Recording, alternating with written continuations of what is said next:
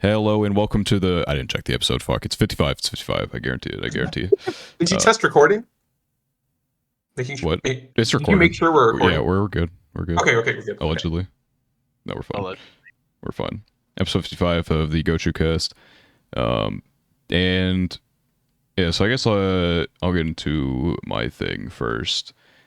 I binged all. We talked last week, I believe, about it. I brought it up. Yeah, I binged all of Medalist. Medalist. The manga. Yeah, it was the one that Studio Engi is doing that we were looking at. The stuff. Oh, this one, the one. Yeah. Ice skating or whatever. Yeah, Yes. figure skating or whatever. Yes. Yeah.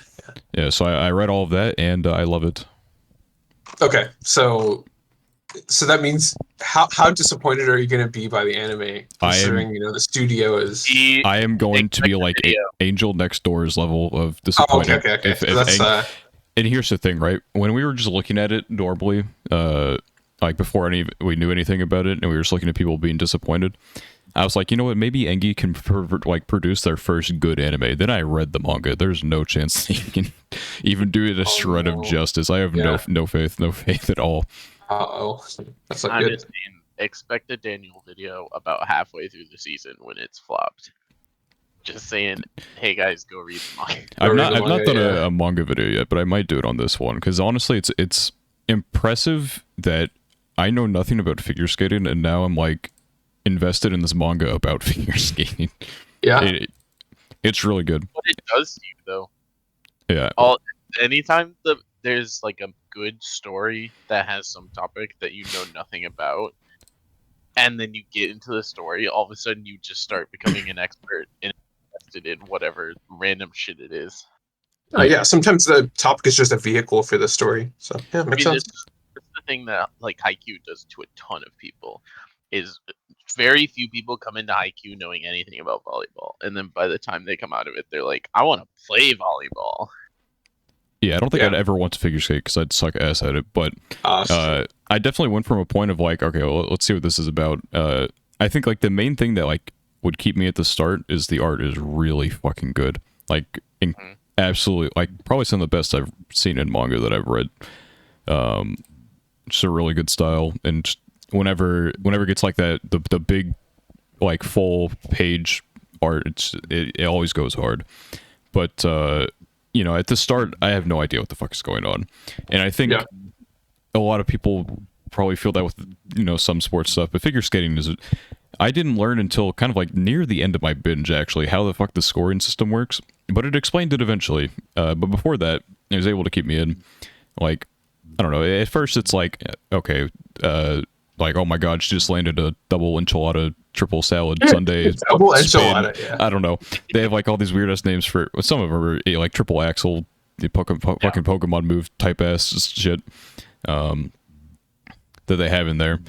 And at first I'm like, okay, I don't know what that means. I'll just keep going. But then like, by the end of it, I'm like, let's fucking go. She just hit like the super omega god tier, super hyper jump spin. This is the peak fiction. But I definitely adore it. She knocked the main character, Inori, knocked Nishimiya out of my top 25. Mm-hmm. Yeah, I'm actually just looking up the scoring system now. I actually did not know it was like this. Mm-hmm. Yeah, I think I vaguely. I mean, I'd seen it on like the Olympics and stuff like a couple times, but I don't remember anything about it. But yeah, it looks complicated. Because like I'm reading it, and it's like, okay, so they're like at the end of these like competitions or whatever, they just like put out a number. I'm like, I don't know how the fuck that got whatever. Yeah. All I knew at the very start, I'm like, if they fall, that's not good for their score. Yeah, I mean, yeah. But then by the end of it, I'm like, oh yes, of course. This fool is only trying to do cool jumps, but they're not like looking good while doing them, and so they get less points. And what a foolish approach, I guess. I don't know. Yeah. You become like armchair fucking ice or figure ice skater. Skating, yeah. But yeah, I adore it a lot. It's a monthly though, and it's like relatively new. And here's the thing: it's like for Japan it's monthly. I think for the US it's like Giga Yearly. Omega, like well no, it's translated, but here's the thing. I think we only get translations per volume, and so it's like an even longer month wait thing. Oh, okay, got it. Yeah. So like you might have to wait, I don't know how many chapters are in a volume, but like maybe like 4 months per like bunch. Which like I don't know. I do like monthly. I feel like the chapter length helped me get invested more in what was going on for some reason. I don't know why. Maybe because of how beefy the beginning chapters. Like the first 4 chapters are all like they're so beefy. Like chapter 1 is like 70 plus pages, I think, and then chapter 2 is around the same. And then all the first volume is fucking stacked, like probably almost 200 pages if I had to guess, just for 3 chapters. And then chapter 4 is pretty long, but I think after that it starts getting to like the 30s and the 40s consistently. But and there's plenty of dialogue to like keep you in as well. But yeah, and I think the art always got continuously better as well, because I feel like at the start of the manga it was like it would kind of highlight the impact moments, but then like once the moves start getting more complicated as the manga goes on, it starts to give a more detailed like it'll show like, you know, on one thing kind of like I don't know, like shadow clone version of the fucking moves, I guess is the best way I can explain it, where like there's like 10 of the character on the screen or whatever, but it's just her going through the motions. And so I actually have an idea of like what the fuck is going on, because like they just kind of like say these words. I'm stupid, I don't know anything about figure skating. Yeah, their jargon, their buzzwords or whatever. They're not buzzwords. That's not a good thing. Their terminology. That's the right word. Yeah.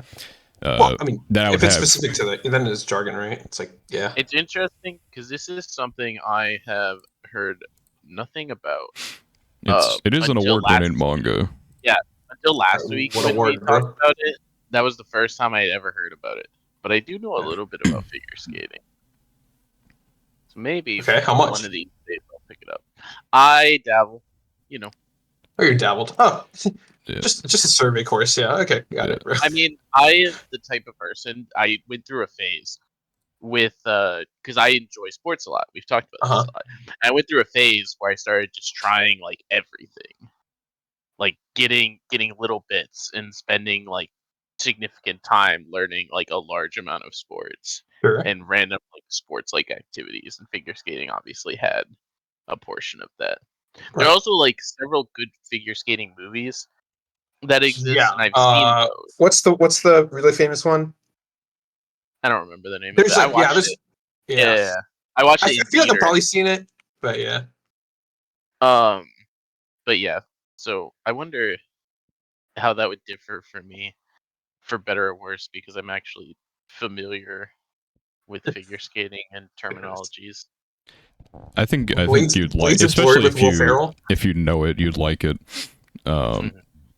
Yeah, I've never made a video on a manga before, but I might do it for this one. I don't know. I'll have to like watch other people's manga videos to see how I might style it, because you know, it's like I probably have to have a lot more like B-roll, I guess, than manga panels. Just manga panels would take I don't know. Yeah, that is true. Some like finesse to it, because you do have to have something on screen. Yeah.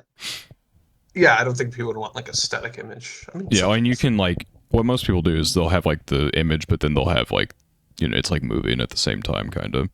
Not like not like a parallax effect, but like, you know, like it's shifting. Yeah. Well, I mean, also at that point, I would assume there would be a few episodes of the anime out at least, so you'd have some. Well, I mean, if I did it right now, basically. Yeah. I don't know if I'd wait for the anime to come out. Yeah, that's also fair. You're just gonna have real figure skating on screen, and then have random manga panels show up. Like, actually would be fun if they had like a move that they did in the manga, and you showed like the frames for that, and then you also showed someone doing that actual like technique. That actually would be kind of cool.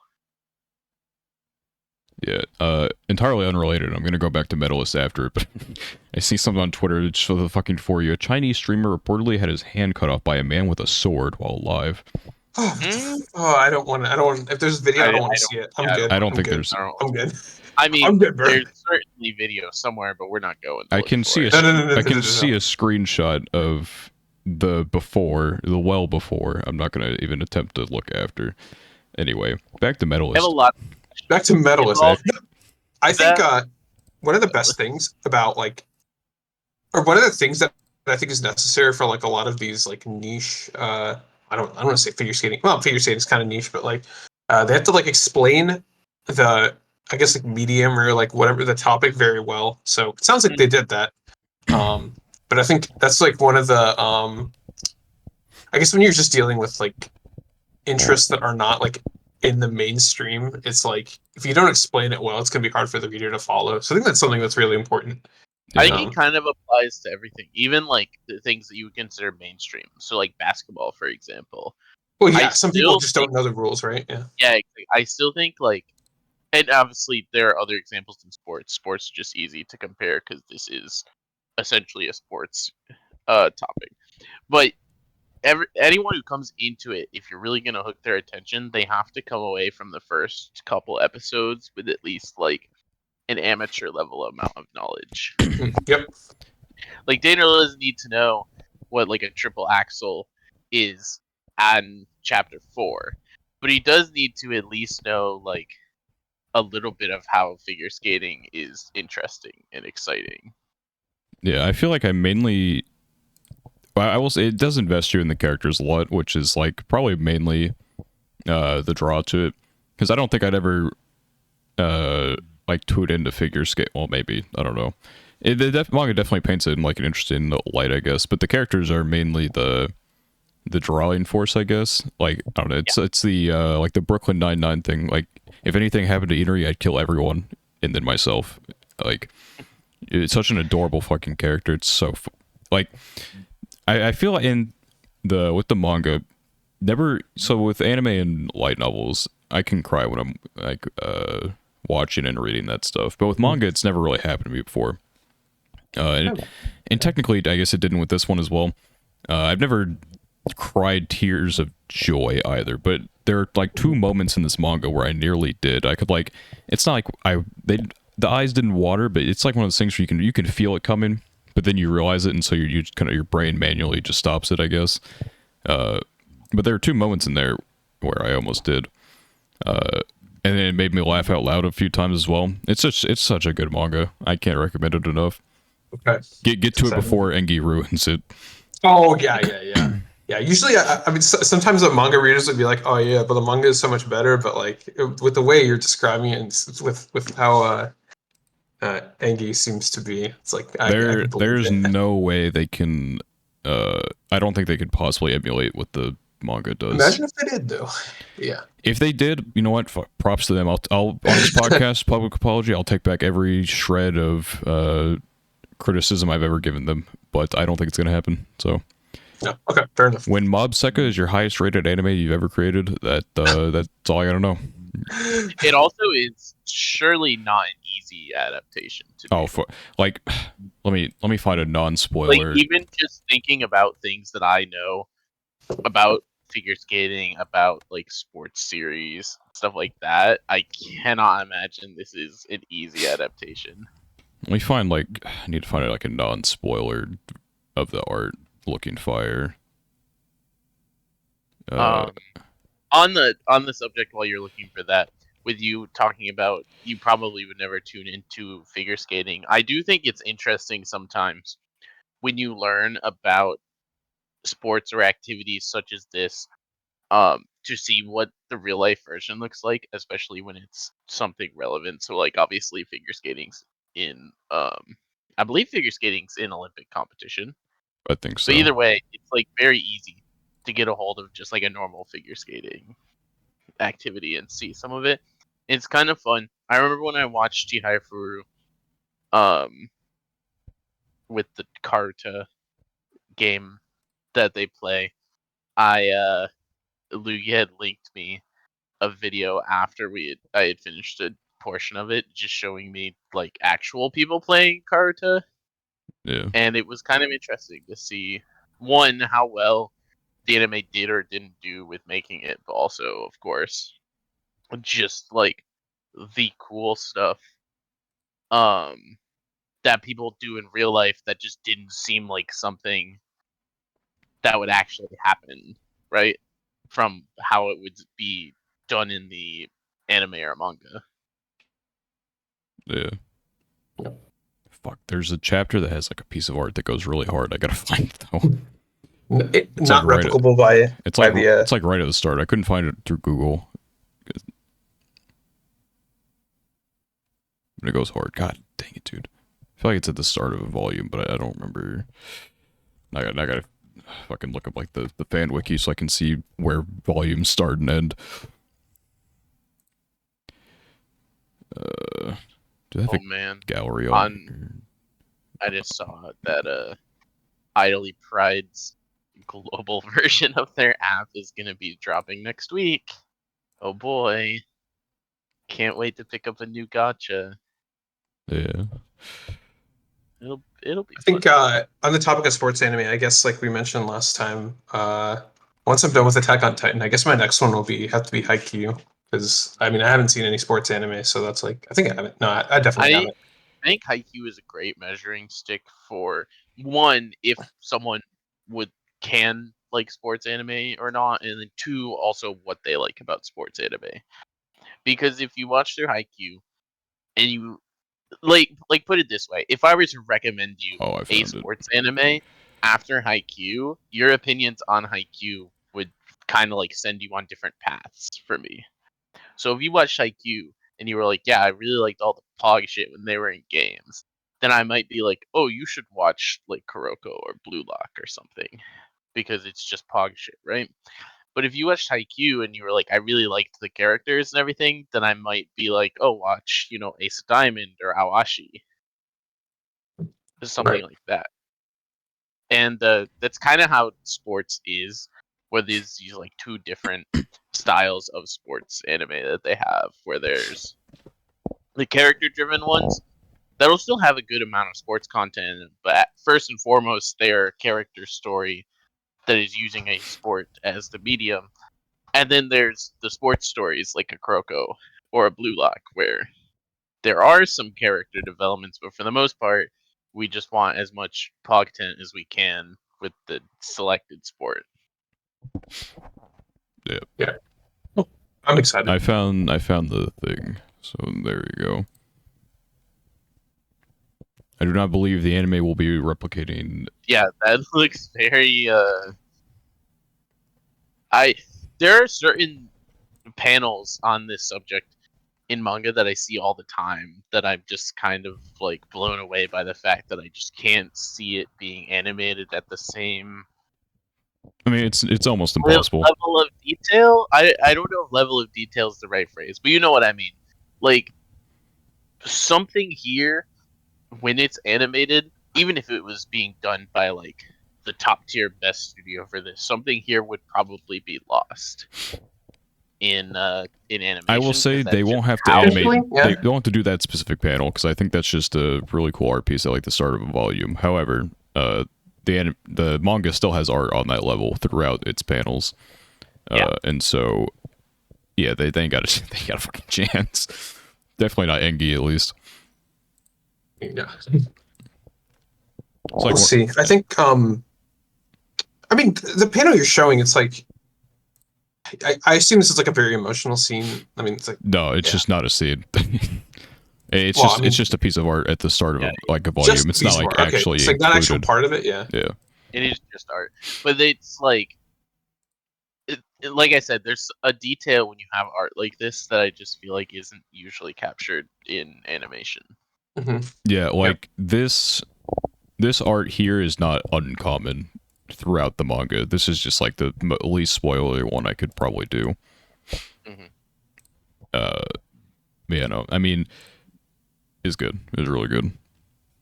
Good. Yes. Yeah. Excited / not excited for the anime. Yeah, no, I get it. Yeah. I can I see think the problem is that this is like the opposite of the Angel situation for you, where you could go into the Angel situation being hopeful, and then you were crushed. And in this one, it's like you're just set up for the fact that it's probably not going to be that good. And so if it is decent, then you'll just be pleasantly surprised. Yeah, I mean, I'm looking at the director's past works here. At least he has experience, I guess, but there's nothing I look at here that I'm like, oh, this anime is in like good hands or anything like that. At least on the direction part, I still have to look at the other stuff, I guess. But this guy was the chief director for Aharen, which is like the thing I would probably rate highest out of everything I'm looking at here. I don't know, because I mean, I guess when you're watching some of these like lesser anime, you wouldn't like think too hard about like the direction. It's like no one looks at Nekopara and is like, I wonder who directed this. But Yeah. this guy's the director of Nekopara. I don't know. That's a random one. Yeah. But like something like this is definitely gonna need like good direction. Oh yeah. He's gonna have to go stupid. Like I don't even have to read the content to know that this is a story that would need very good direction. But yeah, that's Medalist. Yep. It'll be interesting. Yep. Apparently the manga is really good, as we've. I think. Yeah, I think. I mean, we already kind of knew that it was pretty good. The Yeah, I manga think. is I think if I were to do extremely this, I'd fucking just good. stick with the manga. But I want to finish Haikyuu first. That's like my first thing. Yeah. So. Looking at the series composition, the guy who did the composition for Steins Gate and did a lot of the scripting for it is scripting this anime, or composing the series, I guess. I didn't look at the scripter, but at the very least, that guy, oh, he's doing the script. Okay. So the guy who, not like wrote Steins Gate, I guess, but the guy who composed the script for the Steins Gate's anime is, doing it for this, so maybe there's hope. Maybe. Allegedly. I mean, Steins Gate was written pretty well, so we'll see. Yeah. The biggest issue, well, I say that with Engi, because they did Detectives Already Dead, and they fucked that up horrendously. Let me look at directed that, actually, and see if, like, it made sense. Because what they did, was they tried to turn a comedy into a serious story, and that's where that went wrong. It also had horrible production quality, which, the classic. Why the fuck? There it is. Alright, who directed this? Let's see. He's not. Just say he's not directed anything since. At least he's like been an animation director for things, but yeah, he has not. That was just first time directing. Fuck, god dang it, dude! I fucking hate. Don't give people like the whole director job if they have not directed before. He's been an animation director, which is like close, I guess, but it's not. It's so much different than directing a whole composition. Yeah. Okay. Whatever. Well, I feel we'll like see. this series stick with the manga. is in allegedly better hands than other things, I guess. Okay. That's fair. Okay. We'll see. I don't know, because I haven't thought forward about any of my seasonals if I'll end up trying to watch it. But good to know that the source material is good. Always a good first step. Yep. I have also read the source material for a current seasonal over Which the is? past few days. It is the Yamada-kun at level 999. Oh, that one's airing right now. Yeah. Yep. Yes. I have read through chapter 43 of the manga, which is only about half of the content that's out. But it's also, I think, around where I think the anime is going to end. Probably. It'll probably end at like 41. Oh, did this get delayed, or is my anime list just like bugging out on me? Or is it still like it's only showing 3 episodes? Still airing. It's still going. Okay, yeah. Well, I mean, yeah. My anime list got hacked. I know Maybe this is they're like slow, yeah. recovering from that. I don't know. Right. But yeah, I've read about what I think season 1 will cover. I'm gonna read more soon, but I just started reading like 2 days ago, and I'm notoriously bad at reading things in multiple sittings. So it'll just be whenever I feel like it, which might be tonight, might be tomorrow, who knows. But it has been very good. Which the anime's been doing a really good job. I reread through the early chapters too, just to see how it was being adapted, and it's been being adapted pretty well from everything that I've Which seen. Which one do you prefer? I might prefer the anime, honestly. Okay. Obviously manga has more things, right? That's like a general thing. Oh, it's a Manga is web gonna have manga. Okay. more information, stuff like that. But I don't know, the anime just has such like a nice art style and just like cute moments, and it does a really good job at like portraying the characters. So they're probably equal to me through what's been adapted. But I started with the anime, and the anime is like nice and comfy. So Okay. I might slightly prefer the anime so far. Yeah, I Um, think even once I finish Oshinoko, I might just finish the manga anyway too. So yeah. yeah, Yeah. I do think if season 1 ends where I think it's gonna end, it's gonna be a very fun season finale. For Yamada? Both, Oh, yeah. yeah. I mean, we know where Oshinoko is going to end. We absolutely know where Oshinoko is. It's been going at a very strict 3 chapters an episode, so Right. it'll end at So 40. Yeah. Okay, Should all right, line makes it sense. up. Yeah. So that means Is it confirmed where it's end? Yeah, it is confirmed. The episode count. Okay. The episode count is 11, and the first episode, since a movie length, whatever, the first chapter is like triple length as well, so that accounts for 3 chapter stuff, and so I'll do all the math. It ends at 40.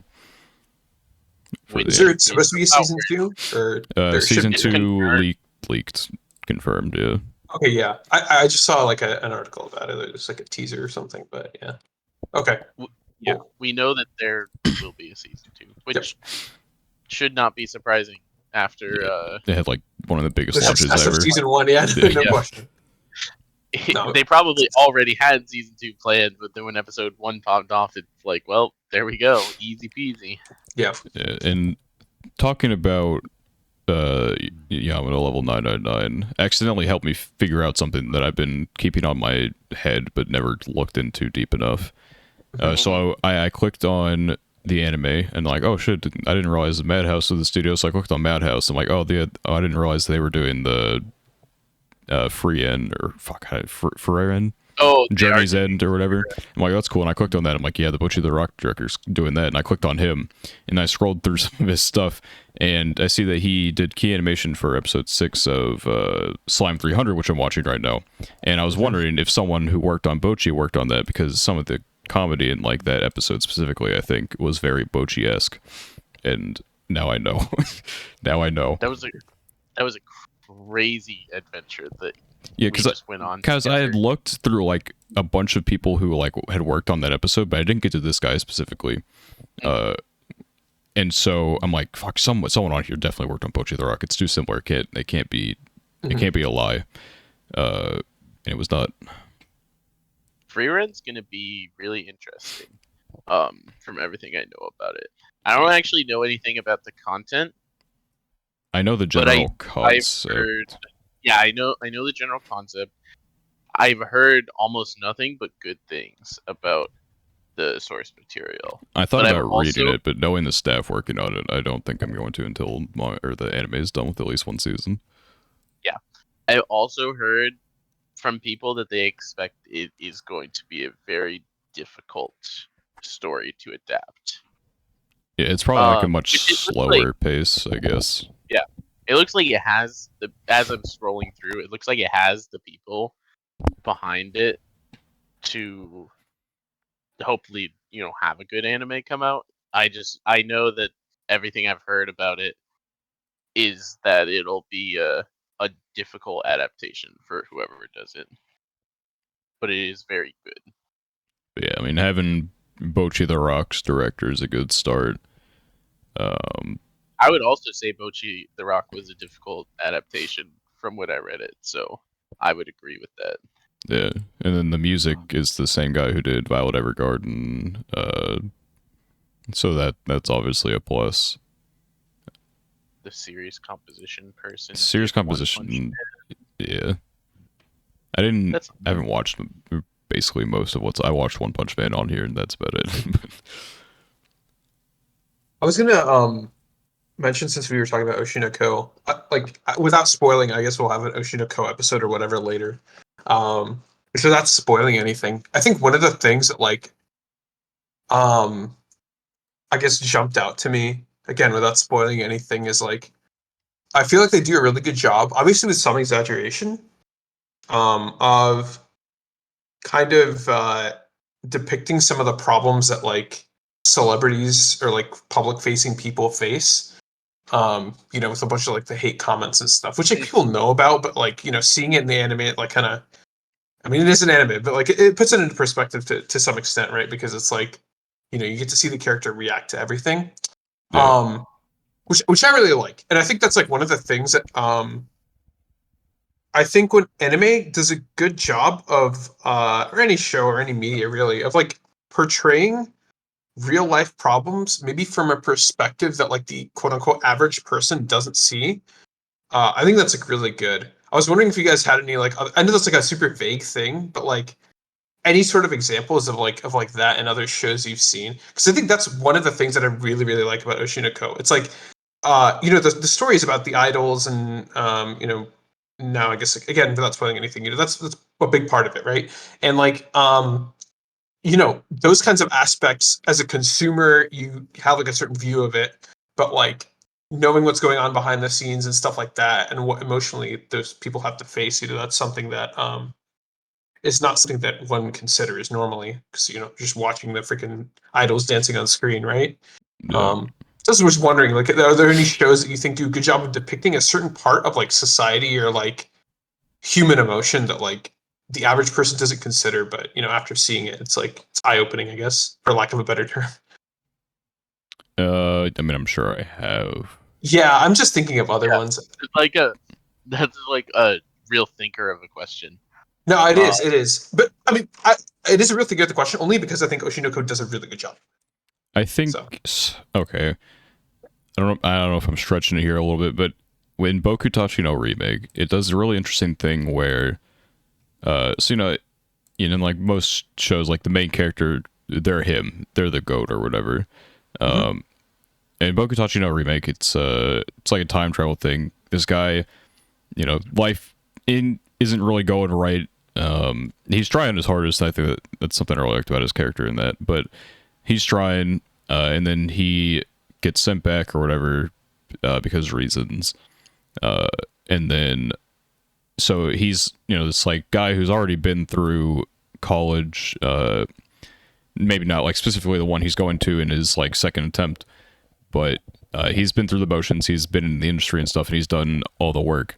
And so he's like extremely prepared for all these situations that these college kids have no idea how to like navigate properly. Mhm. And so he seems like absolutely unstoppable. Like this is who you need to be.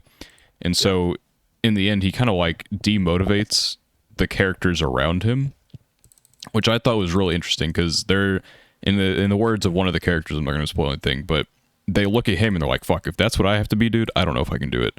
Yeah.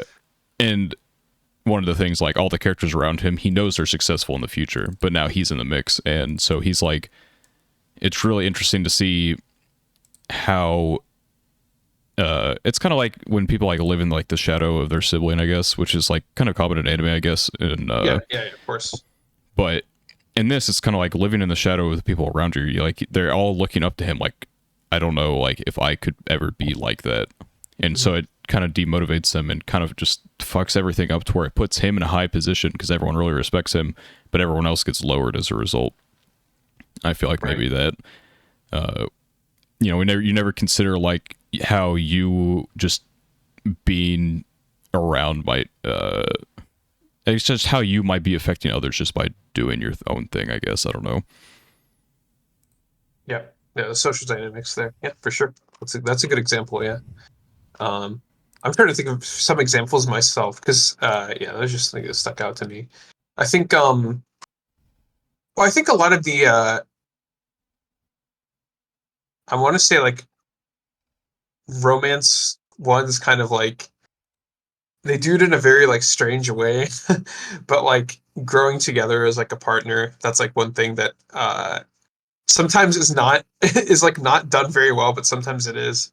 Um, I think that's something that comes up a lot, especially I mean in just romance anime in general. Um, I think like uh, I mean I want to say like Code Geass does a good job. I mean, it's like a very simple thing, but like this like idea of like racism. It sounds like really stupid because it's like the simple thing ever. But like, from the perspective of like the average person and how like two groups of people, being at war and stuff like that. I think that Code Geass does a really good job of depicting that, even if it's like, it's like in a fantasy world or whatever. I think that show does a really good job of depicting, two groups of people who are at odds with each other and like how that affects like the average person's view on something and how that changes over time. So I think that's another example that I thought of. I'm just trying to think of like more like mundane kind of like uh how do I want to say it? Like yeah, just like different perspectives on like people's lives or like the emotional responses, but I can't think of any off the top of my head. That was just something that stood out for me with Oshinoko. So Yeah, I mean that's kind of like part of its focus. Obviously, it has like its backstory or whatever. It's always yeah, there, but it's never like the focus until like it needs to be, I guess. hmm Um, and so yeah, with the entertainment industry, obviously there's like a lot of like mental stuff that goes on in there, whether it's just oh like yeah, how they psychologically will do certain things on TV shows maybe to push the viewers to think one thing, in which we'll probably get more in depth with that in yeah, in a yeah. few days No here. spoiler. Yeah, no spoiler. We're cooking. The turkey's finally about to be in the oven. Oh, is After that the new euphemism? Okay, got it. after I thawed the turkey for a long time, and we finally know when the turkey will be thawed. But yeah, we might not talk about it. I don't know because it's obviously anyone who's watching knows Shinoko obviously knows like the past like couple episodes have been pretty heavy. For sure. And so I'll ask if we really want to do that before we might have a guest next episode. I don't know. Just, who Yeah, knows? yeah. Uh, No, oh, I think another thing that with the OPK, were you going to say something? Sorry. No. Okay. No, I was just going to say I think the specifically the entertainment industry, like the idol industry. I think that those like details. I think that also kind of ties into like the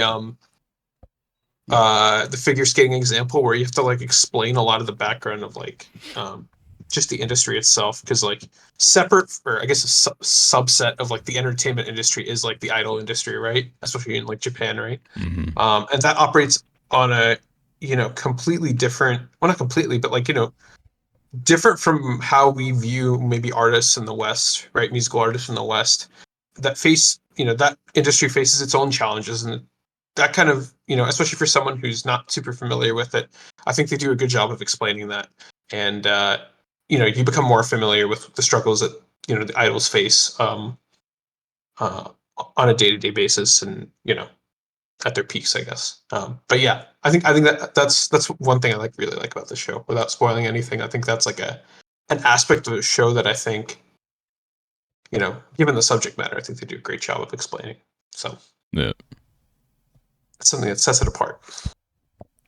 Yeah, I'm trying to think of other examples, but I can't think of any off the top of my head. It is a very it's unique fine. topic, though. Yeah, I mean, there are probably other shows that like I can't think of any that like go like in the same because most idol shows are like the Love Lives and stuff where it's like okay you Sure, got this yeah, group of high school girls like oh my god being an idol is so fun and then you see Oshinoko it's like man everything just yeah. sucks. No, I think that's like a good like juxtaposition because it's like when you consume like this. I mean, like, when I say you, I mean like when one consumes like the idol like product, and this could be any product really. Like what you might see in like those other kinds of idol shows is like it actually reflects what you might consume in real life, right? Like everything looks good, everything they're all happy and stuff like that. And I think Oshinoko depicting that darker side of it, or I mean, less than darker, the more realistic side of it is like it's a good juxtaposition where you have like the same subject matter, but like it's portrayed in two completely different ways. So yeah, that's why. I think, Yeah. I think for me the closest example is very different. I can think of in the sense of like talking about how something is normally portrayed very like positive and kind of like easy almost in a way. Um, in some materials, whereas it's difficult in others, is Awashi, which I've talked about a lot. Instead of it being a anime that's based around like a single high school team or something like that, where you just get on the team by episode 15, you're the star player of the team, Yeah. you're the shit.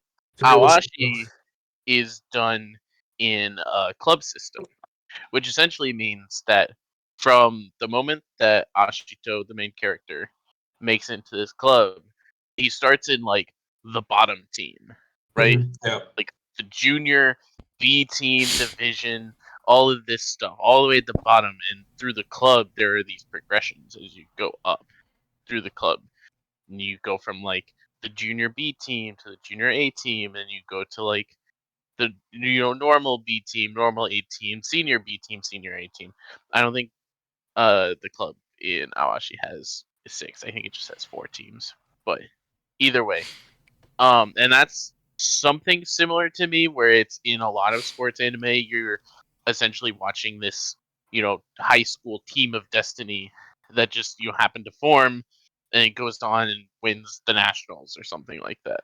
Whereas in Awashi, taking place in a club system is more of just you're watching the growth and development of these young player Mhm. prospects and kind of their successes and failures because they can actually afford to fail in a lot of the cases. And it's like important for them to be failing as they like kind of climb this ladder, very difficult ladder to climb up through the clubs rather than kind of starting all the way at the top to begin with. Yeah, Right. one of the things I really like the Nawashi, and I'm gonna type it in here so you know what I'm talking about. But there's something it did that very much so it, subverted my expectations. I know exactly what it's going to be too. Expectations equal subverted. All right, let's see. But I didn't think that had when they first brought it up. I'm like, they don't have the balls to do that. And then they had the balls to do it. I'm like, oh my god. That is absolutely the one. And I'm like, they wouldn't do this because it's not as exciting. But then it stuck with it, and I don't know if it will continue to stick with it. Maybe I'll read the manga one day. I don't know. Apparently, it's like dog shit translation for like some of the later chapters, I guess. Okay, yeah. Yeah, it's fan translated mostly for a lot of the newer stuff. They're okay, but it's just not official translate or like the official translations are just farther behind is how I would describe it. Yeah. And so when that happened, I'm like, I would be very interested to see like if they did. I didn't think they would honestly stick with it. I think I was like, okay, they're just gonna be they're pulling my leg here. They're not gonna actually do that. And some seeing them stick with it and then evolve the show around that idea was so interesting because it's like, obviously the main character has talent, but the fact that, you know, sometimes in life, not everything is going to go 100% according to plan. He still has a path. It's just not as like his path is a much different than he ever thought it would be, which I found very interesting. And so, like in this regard, because I don't watch a ton of stuff personally that gets super serious or anything like that, does like these really hyper realistic depictions because generally I am very escapist with the type of media that I like to consume. Yeah. But Awashi is something for me, someone who watches a lot of sports anime and also watches a lot of sports and keeps up with a lot of like sports in real life as well. Um, Awashi did hit a lot of those types of notes for me of like showing the more realistic but also difficult sides of that sports world. Ace of the Diamond is another one that also does similarly with those themes as well because it's also in a similar system to Awashi, but I think Awashi does it a little bit better to me in terms of the actual depictions of how real sports clubs would work. Oh, I just had one of those sneezes where you can feel it, but it didn't come out. I did not like that. I hate that feeling so much. I think another show that I was thinking of, which is like, I guess it's kind of the point of this show, but like Real Life. I think Real Life does a good job of like showing certain aspects of like um, high school life and struggles and like perspectives on life. I guess is like probably the best way I can describe it. I don't know if there's like a better way to describe it, but like yeah, just perspectives on life and how you view certain events that occurred maybe in the past as well.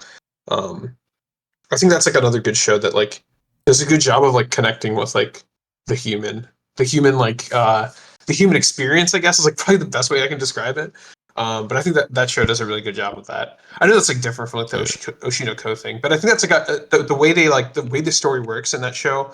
It's like a very unique way of attacking it. Yeah, I think with the real life, because there are a lot of anime that kind of like talk about like giving like that second chance, I guess.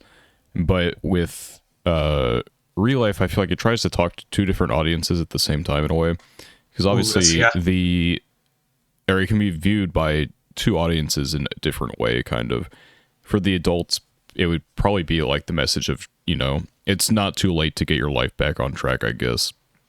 And then for the younger people, it's like take advantage of the opportunities that you have while you're still young, because you only get them once.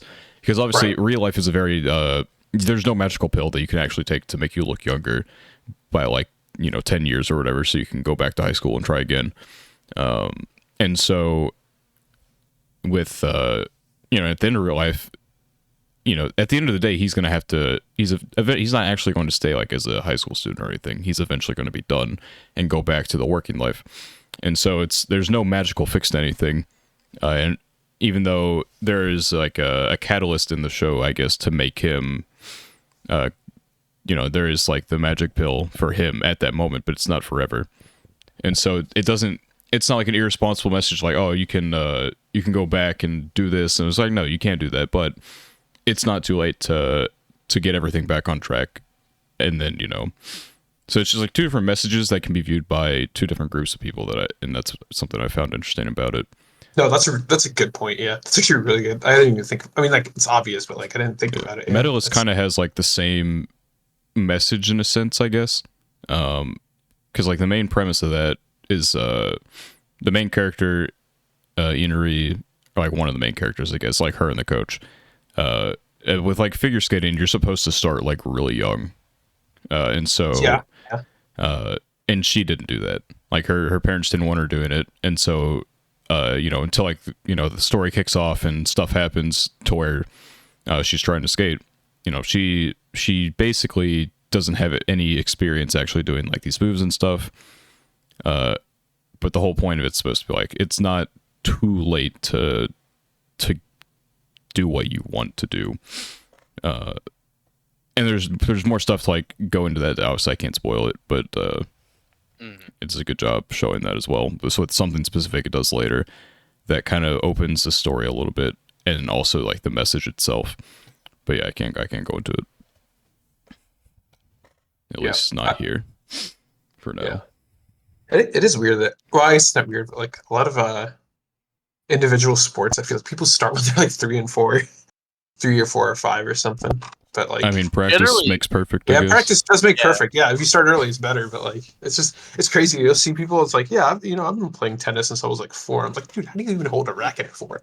Like, I mean, you like one of those mini rackets, and like, yeah, I mean, yeah. Like something to that point, I guess I watched this video from the Anime Man or whatever, and he like he tried his hand at like teaching Japanese at like a college or something, and something he said to the students. Because like, how the fuck are you so good at like Japanese or whatever? He's like, oh, I've been studying it for 27 years. And, you know, he's 27 years old. Obviously, at 0 years old, you're not really like studying anything, but he's been around it his whole life, and so that gives him a much bigger advantage. But he didn't tell them like, oh, I'm half Japanese or whatever, and I grew up in this household. He's like, no, I've just been studying it for a long time, and so I felt that was a good way to put it on his part. Because, you know, obviously there is an advantage. Like if you're around something for a long time, you're going to get better at it, whether or not you started at a young age or not. If you stick with something, you will get better. You might not be the best always. Like, if I could train at basketball for the next 10 years, I'm never going to be like a LeBron James or anything. There are definitely limits to it. Don't let your dreams be memes, bro. Yeah, there are definitely limits to everything.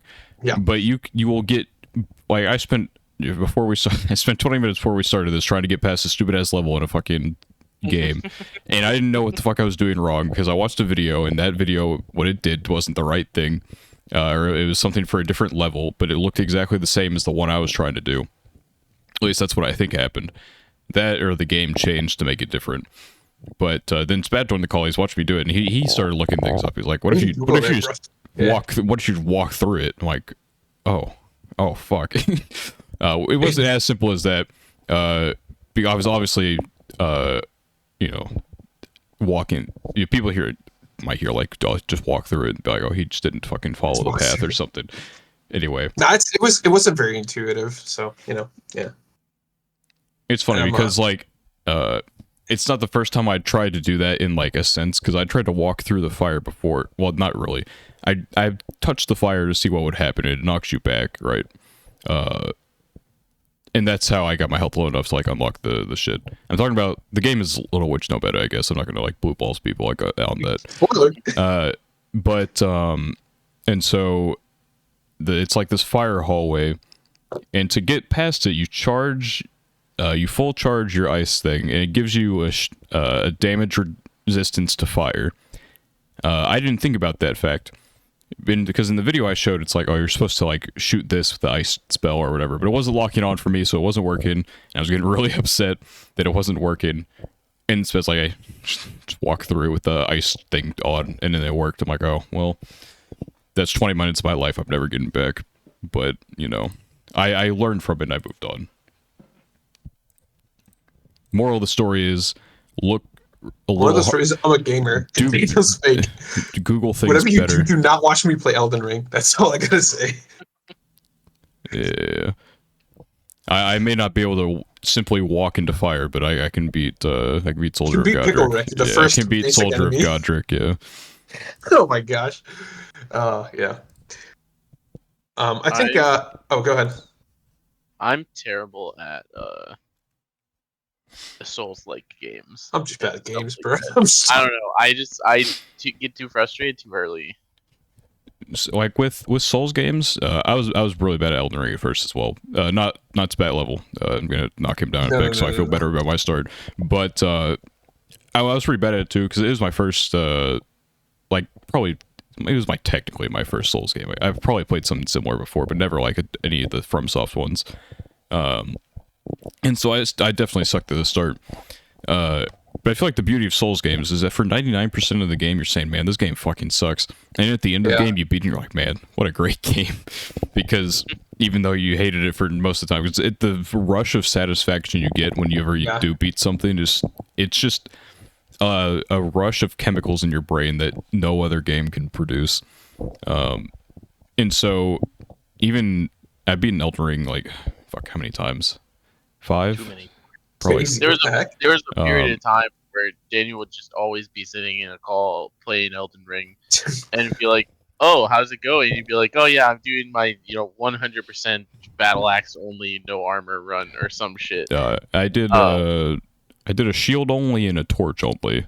Yeah, those were both fun. They're both actually, no, the shield only was actually pretty easy, a lot easier than I expected. The torch only, easier than you'd think, but there's one point, there's a boss called the Godskin Duo, and I've never had trouble with this boss in any run I've done. Even the shield run, I kicked their ass. But torch run, man, let me fucking tell you, I was ready to end it all there. The torch run, it was one of the most rough battles I've ever had against a boss. Not out of sheer difficulty, but of sheer the plan I had to enact to beat that boss. Because the torch, it's not very fast, obviously. It doesn't do a lot of damage. There's no benefit to using it in any capacity. You're not supposed to use it, but I was. And so it was either bash my head against the wall until I finally beat them, or I like actually imply intelligence. And I decided to imply intelligence, and that boss fight lasted so damn long. Because my torch that I used had an ability that you could breathe fire. that shit does no damage. And I couldn't do it for very long either, because the bosses are always running at you, obviously. So I go around a pillar, breathe some fire, hit the bosses, run away, go around a pillar, breathe a little fire, run away, and I did that for like, I don't know, 30 minutes. And then I finally beat it. And I never want to do that again. And I haven't touched Elden Ring since I beat the Torch run. I'm waiting for DLC, mainly, but... Oh, is there actually DLC confirmed? Yeah, they confirmed it a while ago. Gotcha. Okay. Yeah. What Gamer type alert. of stuff would a DLC for Elden Ring do? Like, more like... have a few more bosses, I assume, but would it have like a story progression or something? Or would So it just kinda... the thing with like Dark Souls games is the story isn't really like... Sekiro is like the only one to have like a proper story, I guess. Otherwise, you just have to figure it out like while you're playing the game, because like there's dialogue, like items have lore descriptions and stuff on them. It's not your job to figure out the lore. It's the YouTubers who make 30 to 1 hour long video jobs to figure out what the lore is. And so yeah, there's gonna be more stuff for the lore. There's gonna be more bosses, new area probably. Not even probably, the new area. And so that's kind of what those DLCs entail. Just more shit to do. So like, I played Dark Souls 1. I don't know what the fuck the story of that was, but I beat all the bosses. Or at least I beat all the ones I had to. Yeah. Well, and that's I know that there are lores to all of the Dark Soul games, but I don't really like know video how essays. important. Oh, Lord. Yeah, I don't really know how important they are. If it's like story relevant, or if you have to go to some random like library in the game and read a book to get the lore. Well, like there's or anything like that. You can understand the basic story while you're playing Elden Ring, but if you want like the full-on experience of the world and the characters and stuff, then you have to like either Go out of you either have to be a fucking like PhD historian, or you just go watch like Vadi Video or whatever on YouTube and then watch his like hour-long videos on like specific aspects of the lore, and then you can get like an interesting. And honestly, I have watched those videos. They're very well put together and very interesting. And yeah, I mean, I'll keep watching them when the DLC comes out, because I don't have the patience to do that myself.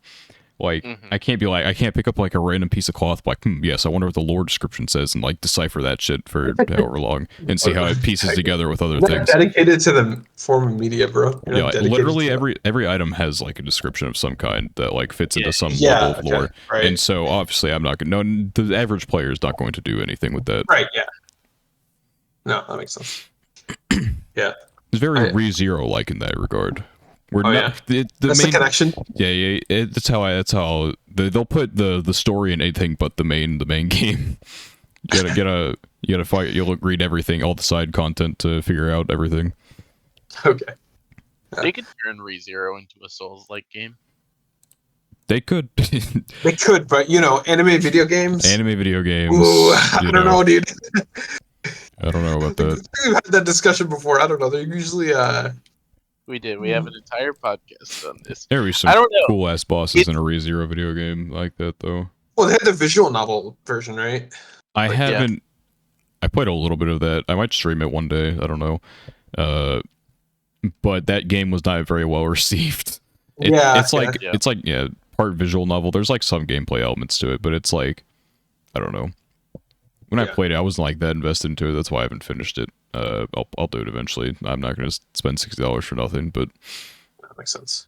Yeah. One day there will be a good anime video game.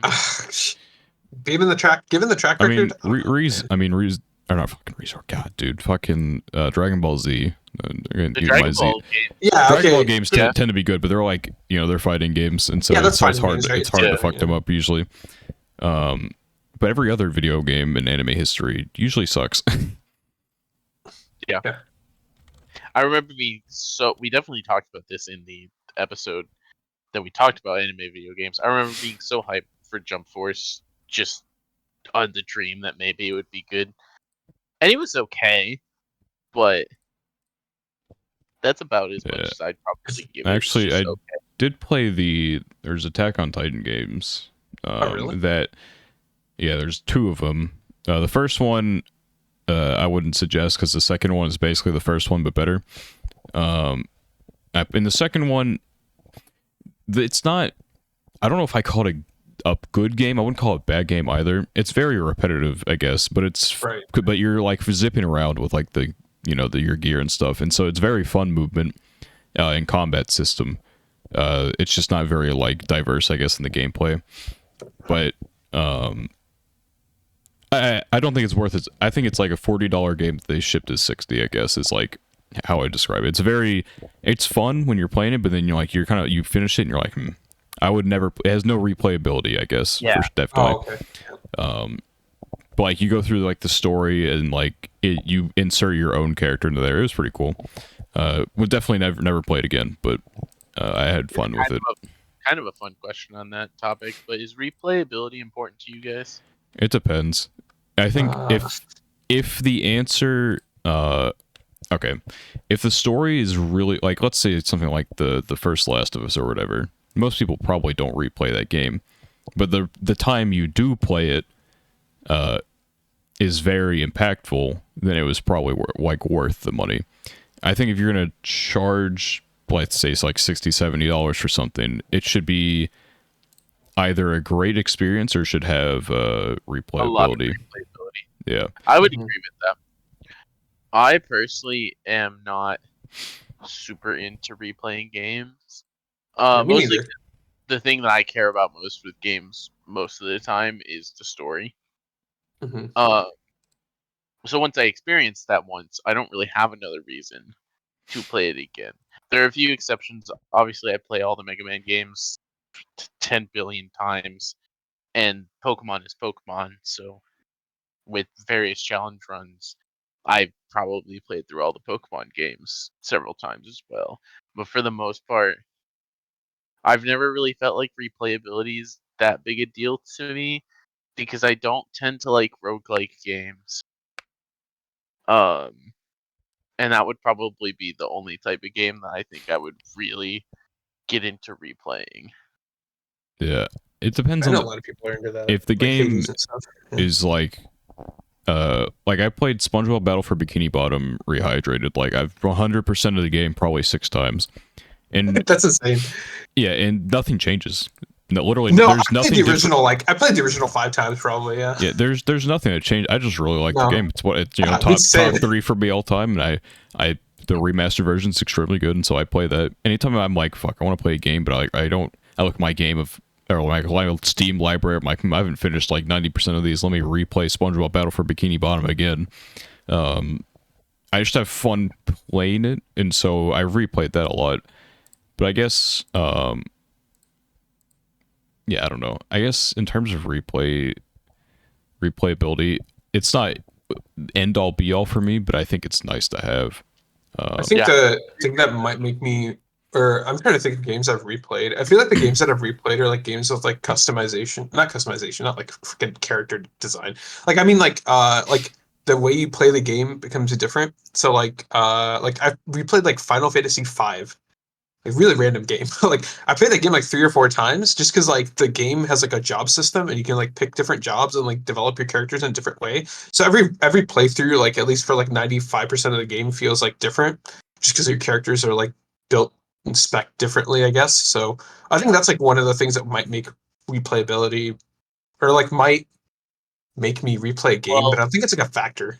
And that's what people really like about roguelikes because Yeah, generally yeah, exactly. playing roguelike, you there's all these different builds and stuff you can get based on whatever drops you get in each room. So it's like each playthrough is going to be slightly different because you're going to have a slightly different build. Yeah. Yeah, I think I have some friends who like they played Hades like 3 or 4 times or something just because it's like different every time. But yeah, I don't think replayability is little. It's not a big thing.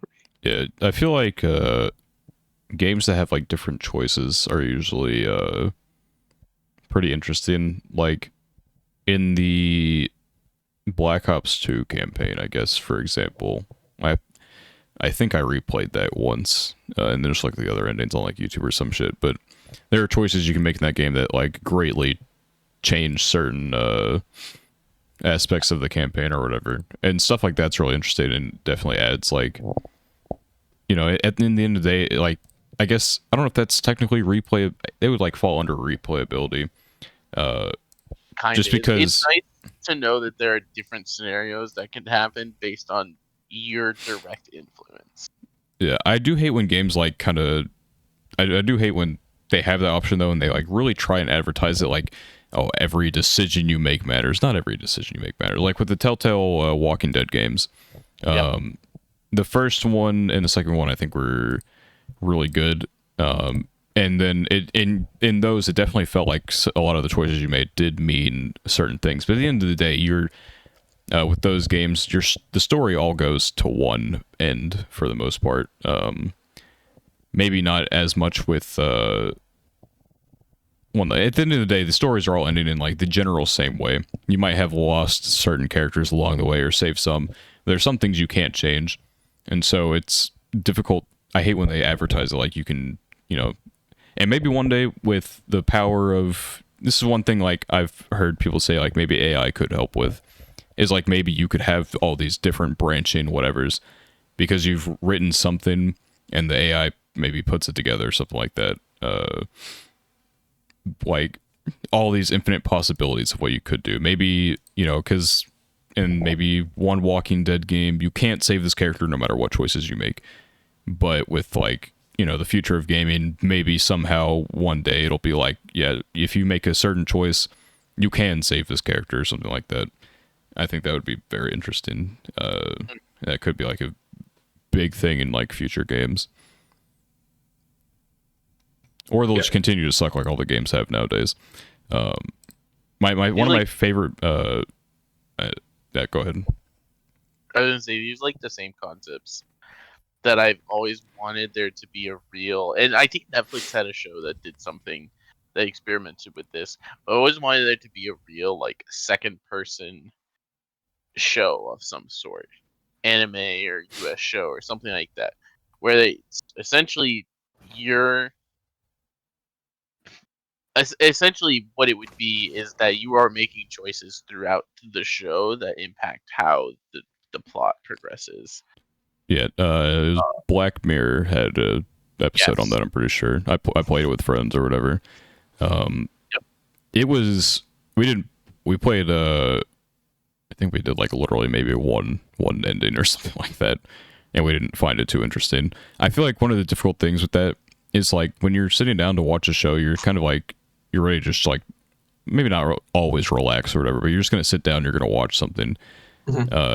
At what point is it not just it's a video game that you watch? It's like infinite cutscenes, I guess, and every now and then you have to give your input. I feel like that might not be something everyone likes. Yeah, that's the reality. Is that the idea is essentially just a game, and there's not a super convincing way to differentiate. Though it's also a lot of like effort and extra production that has to go into making something like that, just for it to basically just be a glorified video game. So I don't know. Like, there's the cool ideas of it where it's like, oh, a whole theater, like, kind of, voting on the choices, and then based on what choice they do, the movie progresses or something like that. But at the end of the day, it's something that'll probably get little experiments here and there every so often in the way that like Black Mirror did it, but it was not likely to ever catch on. Yeah, which is fine. And a lot of this, like, a lot of it does, the production you had to, like you said, you have to put more effort into it, and it's a lot of who wants to take that plunge, because that's what a lot of today is. It's like very safe, like, oh, we're gonna remake, like Moana hasn't even been out for a fucking decade, and they're already remaking it in live action or whatever, and everyone's like, what the fuck? And then everyone's still gonna go see it because everyone is a mindless slave to the Disney Corporation. Oh yeah, you're not. Yeah, okay, got it. You're correct. I'm not, because I don't watch Disney movies or Disney shows. I don't have a Disney Plus account. Oh my gosh, you don't have a heart. No, I do have a heart, and that's why I don't consume Disney. Oh, okay. Maybe. Anyway, I was gonna say earlier, one of my favorite like reaction memes is the the one with like the Native Americans like tracking things. Yep. Maybe. Yeah. so recently Mortal Kombat like 11 or some shit was like revealed there's going to be over 100 gigabytes, and which flabbergasted everyone because how the fuck do you have a 100 gigabyte fighting game? And so one of the responses down below, it's like, Western game devs have been here. How can you tell? 150 gigabytes.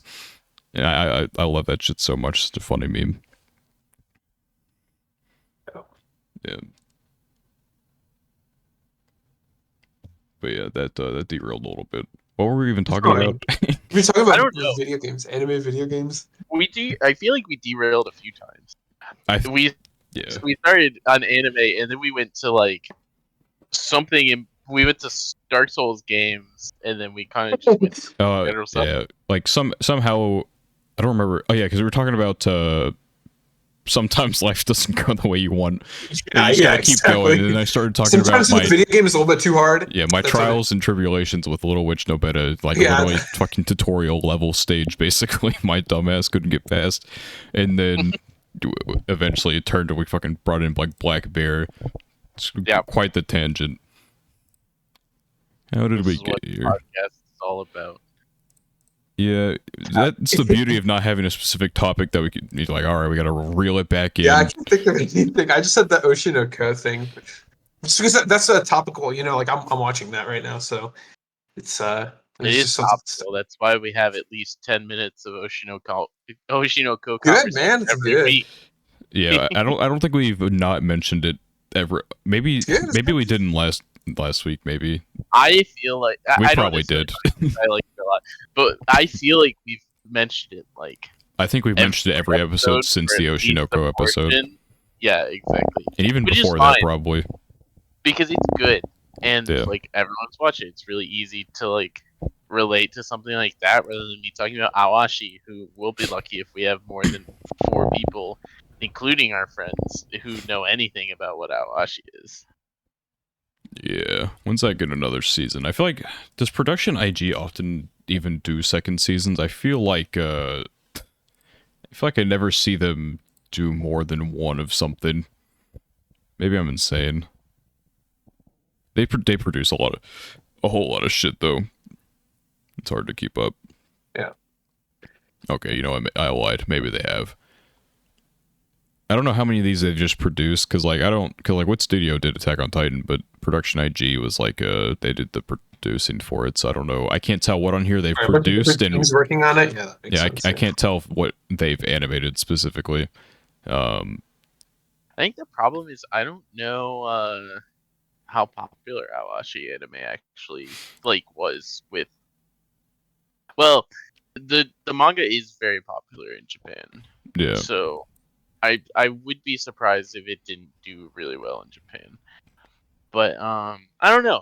There's no second season confirmed, but I feel like that's not abnormal for Production IG to take time in between a first season and announcing. I feel like one of the things as well is it kind of aired at like kind of not the greatest time for it because it aired the season before Blue Lock, and Blue Lock aired at the same time as the World Cup.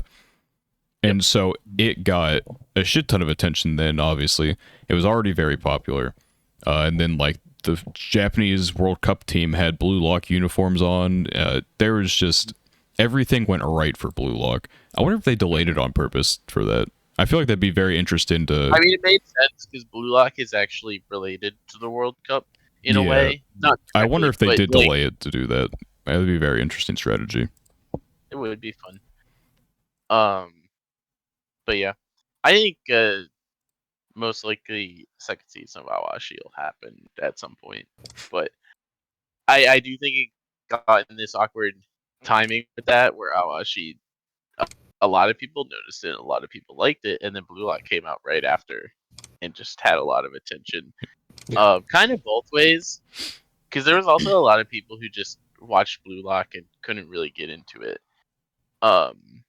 Because Awashi is done as like a very easy to consume story because it's a pretty normal like support story. It's much more grounded. Some twists.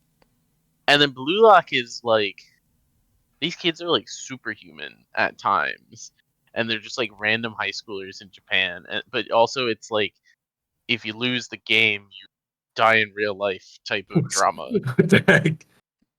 Yeah. That's how it feels. And that's like some of the good things about Blue Lock, but it's also just like a lot. I feel like I'd At maybe times. like it better in manga because I wonder if it's the way the anime does things. That I feel like it's always telegraphing what it's about to do, and that's like one of the things I really did like about it. I'm sure, just thinking about like some of the things, it probably would feel generally the same in the manga, I guess. But like, I might not know exactly how it's going to go down, but I can tell what's going to happen. Like they're trying to make me like feel for this one character, and it's like, oh yeah, don't. It's like spoilers for Blue Lock, I guess. It's like probably the middle of the season, I guess, when they're in the one stage where it's like, it's Nagi and fuck, what's the main character's name? I already forgot. I'm terrible at names. I'm usually Isagi? Isagi and Nagi are, they're in like the death stage basically, 2v2s. And they're going against fucking Baro and whatever the other fucking kid who's irrelevant, and they're like giving you this one kid's backstory. And it's like he could actually be really good. They might actually pick him. Like no, they're fucking not. No, they're not gonna fucking pick him. This guy can literally kick from fucking midfield and fucking. You know what? The goalies in Blue Lock, why are they even there? They shouldn't even have them there. They blocked one goal the whole time. They're so worthless. It's crazy. Blue Lock man is so worthless. Yeah, it's crazy because I don't want to say in the lore, but you know what I mean. Like in the way that Blue Lock Man is introduced, they're like, yeah, Blue Lock Man has all of the data of all of the best goalies in the world and all of this stuff, and then Blue Lock Man just gets sunned every time. Literally, motherfuckers could kick it from like the other side of the field. It would still probably go in because he can't do anything. He's it's realistic, bro. No, fucking shot. I hate it. I hate when characters are like, I'm just gonna fucking shoot it from here, and then Blue Lock Man can't do anything about it because he can't like read a fucking ball path. I don't know. It's like it just I don't know. It telegraphs everything. And that's like one of the things. It comes back to that Blue Lock Man. I know he's not gonna fucking block it. Don't show him diving for it. I know he's not gonna do it. The other thing that's weird about Awashi and Blue Lock, and especially because the timing of everything with them, is they are both, in my opinion, very good series for very opposite reasons. And the big problem is that the fan bases of each of them are very. I'm sure they hate each other. There is a lot within genre there is a lot of wars between Blue Lock and Awashi fans. And then of course there's like the middle people who are like, I don't know, I read them both and I just like soccer, and but there's so much like it makes people feel like they have to pick a side, basically. Because if you see the fan bases talking about these series, they will be like, no, my series is better. My dad can beat up your dad type of fucking drama. And so people coming into it will feel like, oh, well, I mean, I liked Blue Lock a little more than Awashi, so I guess I'm a Blue Lock fan then. Or vice versa. I usually don't. I do. It is weird how many in everything everyone always picks a side, and like sometimes I'll play it up just to be an asshole or whatever. Like in Oshinoko, Akane is Resh's best girl, and Kana is mine, and so I'll shit talk Akane every now and then. I don't actually hate. I think she's a great character, and I really like her as a character. She's just not my character, and so I'll like poke fun at it. But there's some people who take it extremely seriously, like, and I'm like, what's the point? They're both great characters. I don't understand why we can't just love all of them equally and just pick your favorite, and we can all live in harmony. Yeah. I guess because like there's technically vested interest, like with these characters, against each other. I guess I don't know, but then there's sometimes like there's I don't know, dude. It's not like it's fucking harem. Yeah, I totally get in harem with Which it's like pick a team. Yeah, they're competing. Like pick a team. I agree. Because I'm on the opposite side of that, where I I don't have a favorite. I don't think in Oshinoko, but right now it's like I like Akane a little more. I think than Kana. But I do think that they're written in a way that it's not as extreme as most harems are with the whole like they're competing type of thing. But I do think Kana and Akane are written in a little bit of a way where it makes you want to choose a side. Yeah, I mean they're kind of, I don't know. I'm not going to go too deep into it. But you know, Lord. maybe at some point, future Oshinoko discussion. Yeah. At the end of the season, Spat will be forced to choose a side, and the podcast may end if he doesn't choose the one I want. Putting me on the spot, man. That's messed up. No, you know what? You know what's messed up? Me being put on the spot with Love Live. The podcast actually could end if my personal tastes aren't to PK's liking.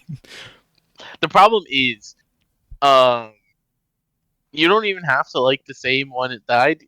You just have to have. I'm just not allowed to like one incorrect specific character. Yeah, there's one incorrect answer of a character that could be your favorite in Ichikasaki, and that's just how it is. I'm sorry. It's gonna be so funny when I end up liking her the best. It's gonna be so funny, and then I'm gonna have to be like, yeah, I'm not actually canceling the podcast, guys. It's just bad. It might just turn into, it's gonna be like a very long, it's gonna be like sitting down with the school counselor like, we need to talk. It's like Spat's gonna have to like divorce counselor, I guess. It's like when your parents use your full name. Okay, when that day happens, if she is your favorite, we'll just have an entire episode debating. We'll see what happens. There's still time. With your vehement distaste for this character, it would be a very interesting episode. I think we probably could get a full episode out of it. It actually could be violent. Could be like the Awashi versus Blue Lock fan bases. Yes, it'll be why I have a Twitter war. We'll have a Twitter war. Debate episodes could potentially be very fun. Yeah, I don't. Problem is I don't know that we have enough like divided interests to do a lot of stuff like that. But maybe it's something where if we think of something cool, we'll try it sometime. Yeah, I think if there's like something we all watch, maybe, and there like one of us has a very starkly different opinion on something, because I do like debating things. Because I feel like I have a very strong grasp on why I like or don't like certain things, and so I'm fine getting into debates about them. And so it'd be interesting to do stuff like that more. But we will do no more this episode because it's 12:30 and I want to go to bed. So we will have to see you all in another episode. If you enjoyed, and you subscribe to the YouTube channel or follow us on whatever audio only platform you are listening on. If you want to go to the YouTube side of things from audio only, is the Ordered Anime Podcast. You cannot possibly miss it. We're the only one. If you want to go from YouTube to the audio only side of things, the link is in the description below. It will take you to our page, which will have links to Spotify, Apple Podcasts, etc. And so, yeah, every Saturday, 3 p.m. EST, new episode without fail, usually. And we will see you all in another one. Thank you and goodbye.